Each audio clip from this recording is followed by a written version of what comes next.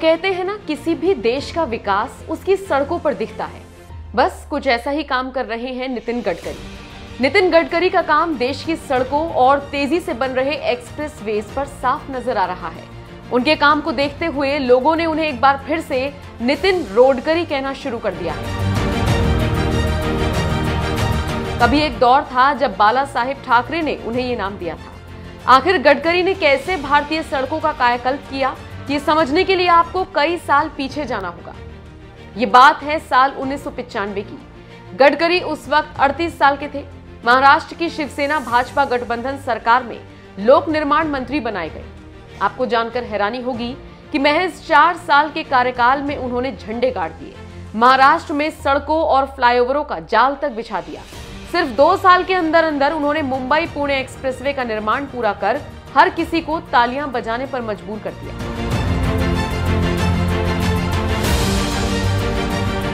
इतना ही नहीं, गडकरी ने रिमोट एरिया के 13,756 गांवों को ऑल वेदर रोड से लिंक कर दिया, जहां पर आजादी के बाद से कभी सड़कें थी ही नहीं। अगर मुंबई की बात करें तो वहां पर उन्होंने 55 छोटे बड़े फ्लाईओवर्स बना डाले। सड़कों को लेकर नितिन गडकरी के इस जुनून को देखकर शिवसेना संस्थापक बाला साहेब ठाकरे भी दंग रह गए थे। उस वक्त ठाकरे ने ही गडकरी को रोडकरी नाम दिया था। उनके कार्यकाल में 10 लाख करोड़ की लागत से 51,000 किलोमीटर की सड़कों का जाल बिछाने का काम चल रहा है।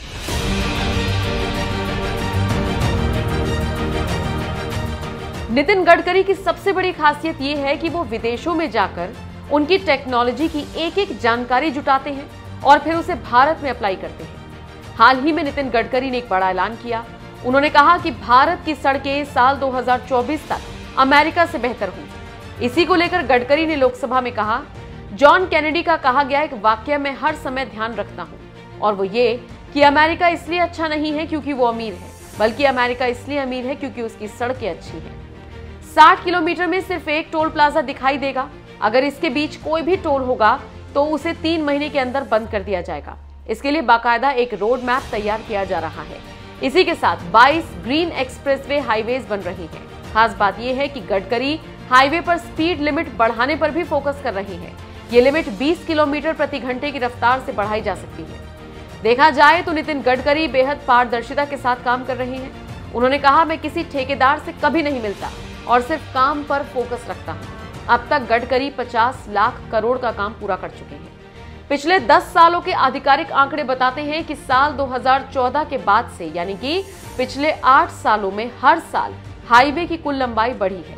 साल 2013-14 में, यानी कांग्रेस की सरकार में 4,260 किलोमीटर हाईवे का निर्माण हुआ, तो वहीं साल 2017-18 में 9,828 किलोमीटर हाईवे का निर्माण हुआ। देखा जाए तो कांग्रेस राज के मुकाबले बीजेपी में निर्माण लगभग दोगुना है। खास बात यह है कि कनेक्टिविटी बढ़ाने के लिए नितिन गडकरी गांवों पर भी उतना ही ध्यान दे रहे हैं जितना सड़कों पर।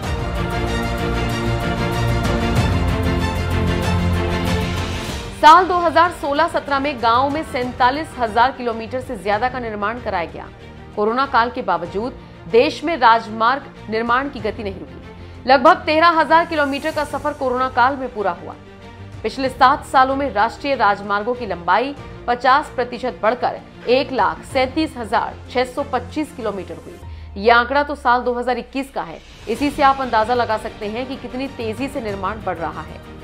नितिन गडकरी अब तक कई हाईवेज और एक्सप्रेसवेज बना चुके हैं।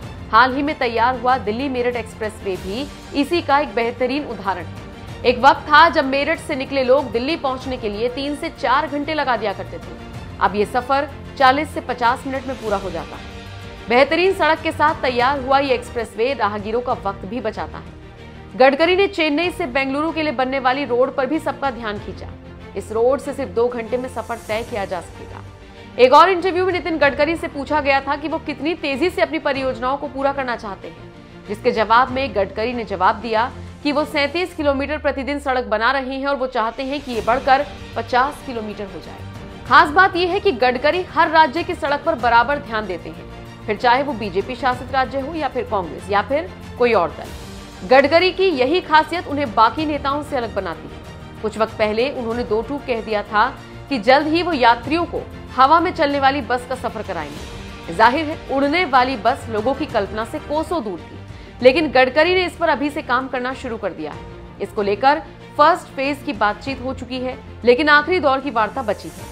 अगर बात बनती है तो वो दिन दूर नहीं जब गडकरी के निर्देश पर बनी चकाचक सड़कों के ठीक ऊपर बसें उड़ रही होंगी। बहरहाल गडकरी जिस तरह से काम कर रहे हैं उसे लेकर आप क्या राय रखते हैं? कमेंट करके अपनी राय हमें जरूर।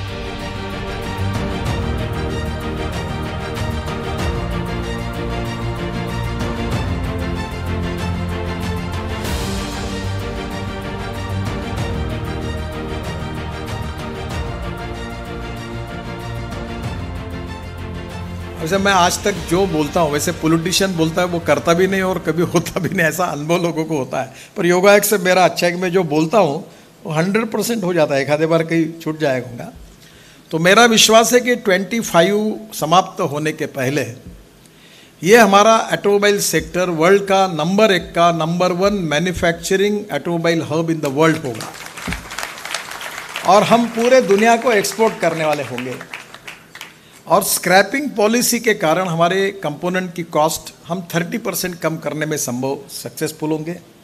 हमारे स्टार्टअप हमारे यहाँ हैं, वर्ल्ड की सबसे young talented engineering man power हमारे पास है और हमारे यहाँ इतना रिसर्च कर रहे हैं, स्टार्टअप आ रहे हैं। अभी 250 लोग तो स्कूटर बना रहे हैं और जो स्कूटर बना के लाए, एक बेंगलोर के कंपनी की मैंने स्लिक मॉडल देखा, इतना सुंदर बनाई उन्होंने।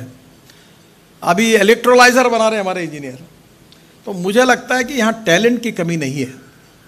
तो आने वाले समय में इस क्षेत्र में नंबर 1 में 15 लाख करोड़ की इंडस्ट्री 2025 तक ये बनेगी और कम से कम 2.5 से 3 करोड़ नए जॉब्स क्रिएट होंगे। और ये इंडस्ट्री है कि जो भारत सरकार को और राज्य सरकार को सबसे ज़्यादा जीएसटी देने वाली इंडस्ट्री ये है, जो आपको हमको रेवेन्यू देते हैं। तो मुझे लगता है कि हमारा TVS, Bajaj, hero 50% two wheeler export करते हैं। और आजकल तो मैं पोर्ट का मंत्री था तो मुझे मालूम है, मैंने स्पेशल व्यवस्था की थी, गाड़ियाँ खड़ी रहती थी पोर्ट पर, बसेस ये सब जा रहे। साउथ अफ्रीका में तो इधर ही जाता है। और अभी मुझे सुजुकी, टोयोटा सभी बता रहे हैं, वो लोग बता, कमल जी बैठे हैं। अब धीरे धीरे लोग यहाँ से दुनिया में एक्सपोर्ट कर रहे हैं क्योंकि यहाँ की प्रोडक्शन कॉस्ट कम है, लेबर कॉस्ट कम है, यहाँ का इंजीनियरिंग टैलेंटेड यंग अच्छी जनरेशन है जो काम कर रही है। ये जो सेमीकंडक्टर्स है इसमें भी हमारे लोग अब काम कर रहे हैं। बीच में मुझे मौका मिला, मैं और आईटी मंत्री जी, वो इंटेल के चेयरमैन जो है पैट्रिक, उनसे मिले और ये सेमीकंडक्टर की शॉर्टेज चल रही थी। तो फिर मैंने उनको कहा कि mister Patrick, do you know that how we are going to have a big expansion in automobile industry.